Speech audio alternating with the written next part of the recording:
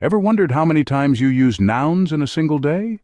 From the moment you wake up to the second you drift off to sleep, nouns are everywhere. These linguistic staples are the pillars upon which our sentences stand. Imagine trying to describe your morning without mentioning coffee, sunrise, or alarm. Almost impossible, right? Nouns are essential, allowing us to identify, name, and discuss everything from objects and people to places and ideas. Now, let's dive deeper into the different types of nouns that enrich our conversations. Nouns aren't just placeholders, they come in different flavors. Let's delve into the fascinating world of noun types, each serving a distinct purpose in our language.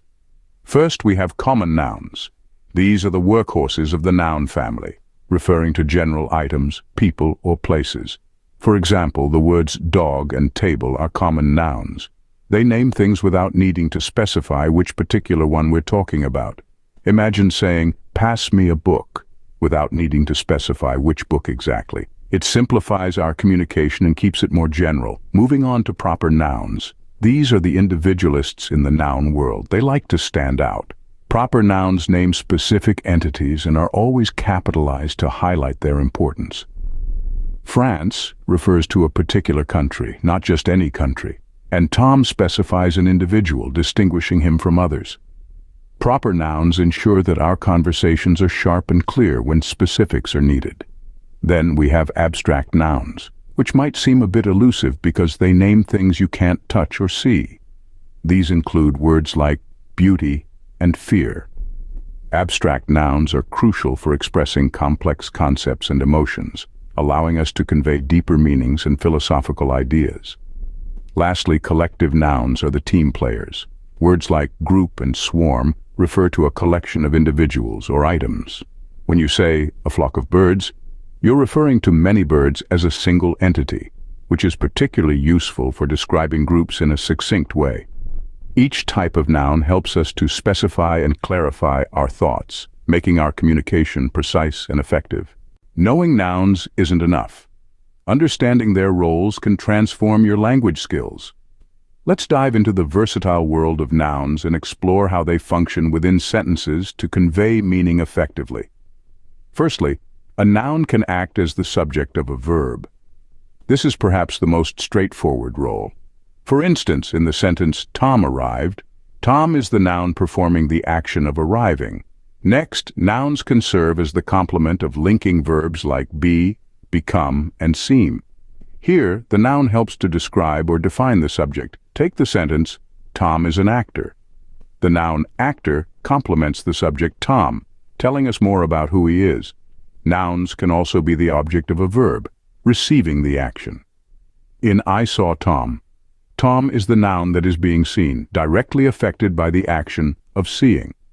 Moving on, when a noun is the object of a preposition, it connects additional details to the action or the subject. In I spoke to Tom, Tom is linked to the action of speaking through the preposition to.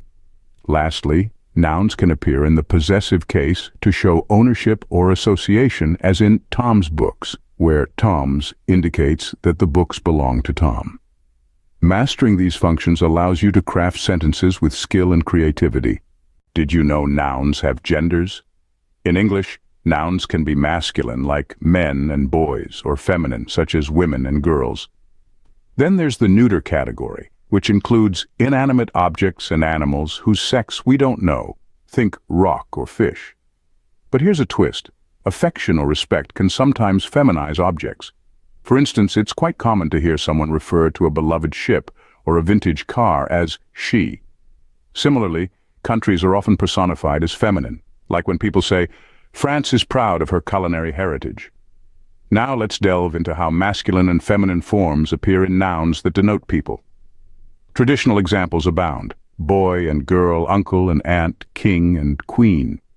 These pairs show clear gender distinctions. However, modern English also includes nouns that serve both genders without alteration, like artist or doctor.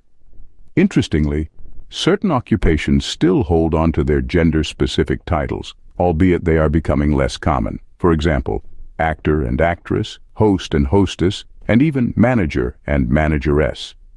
Yet it's increasingly popular to use gender-neutral terms such as salesperson or spokesperson instead of the gendered salesman or saleswoman.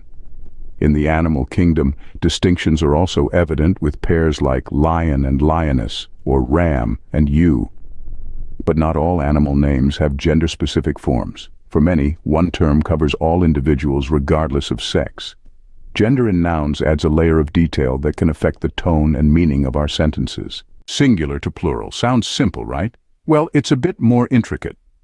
Let's dive into the fascinating world of plural forms and see just how varied they can be. The most common method of turning a singular noun into a plural is by adding an s. For example, dog becomes dogs and house transforms into houses. This might seem straightforward, but the pronunciation of this simple s can change depending on the sounds that come before it. After a p, k, or ef sound, it's pronounced as /s/. In most other cases, it sounds like /z/.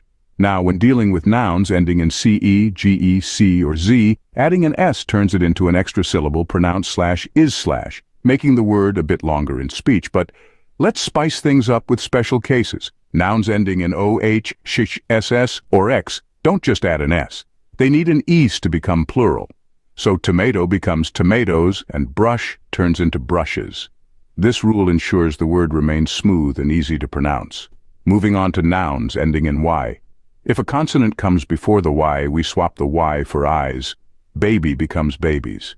However, if a vowel precedes the y, simply tack on an s. Boy turns into boys. Now for a truly unique twist, consider nouns ending in f or fe. Words like wife and knife drop the f or fe and add v's to become wives and knives.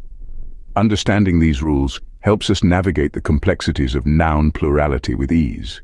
We've journeyed through the versatile world of nouns, exploring their types, roles, genders, and plural forms. Let's take a moment to reflect on what we've discovered. Nouns are not just words, they are the building blocks of language, present in almost every sentence we speak or write. We've seen how nouns can be categorized into common, proper, abstract, and collective. Each type plays a crucial role in crafting meaningful sentences by identifying objects, people, ideas, or groups. We also delved into the fascinating world of gender in nouns, where masculine, feminine, and neuter categories add depth to our understanding of language. We observed how affection can influence the gender classification of nouns, such as ships or countries, which are often personified as feminine. Moreover, the rules of pluralization, from simple s additions to more complex transformations like changing y to i's, show the dynamic nature of English. We uncovered exceptions and variations that challenge and enrich our communication. With this knowledge, you're better equipped to use nouns effectively in your daily communication. Keep exploring and watch your language skills flourish.